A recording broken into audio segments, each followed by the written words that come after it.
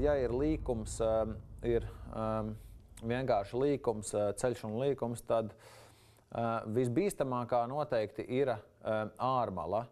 Tātad to es zīmēšu ar sarkanu, šīs bīstamās vietas. Visbīstamākā būtu šī te vieta. Praktiski tas ir vairāk uz izēju.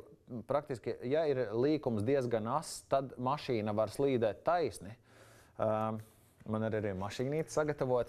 Tātad, ja līkums ir diezgan ass un tuvojās jau krustojumam, kur ir vienkārši taisna bremzēšana, tad ātrums var būt tik pa lielu, ka viņš redz, ka viņam nav nemaz jēga sākt griezt līkumā, un viņš var slīdēt pilnīgi taisni. Tāpēc taisni, ja ir, teiksim, krustojums, tad pretējā ceļā mašīnas virzienam, ka brauc pretī, nevajadzētu stāvēt.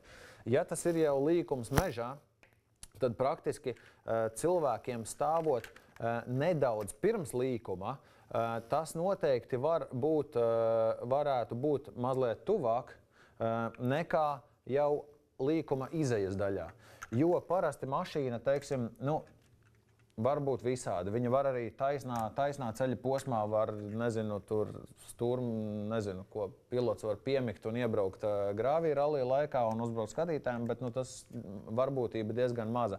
Praktiski bīstamākā ir šī katra līkuma izeja, jo, ja braucējiem ātrums ir pa lielu, nedaudz pa lielu, viņš tomēr mēģina griezt līkumā, līkuma izejā jau praktiski tas ir jau pārsvarā aiz līkuma. Viņš tikai nokļūst ceļa ārmalā, jo ātrums ir bijis pa lielu, vai nu izsitās ārā no trases, vai nu sāk velties pa šo te ārmalu, respektīvi bīstamākā vieta ir aiz līkuma ārmala. Bet ja cilvēkam liekas, ka es jau aiz tāda ātra līkuma, kur mašīnas varētu izbraukt diezgan ātri, es jau esmu savus 30 metrus tālāk, respektīvi viņš no šejienes atmēra 30 metrus, tad īstenībā viņš stāv visbīstamākajā vietā.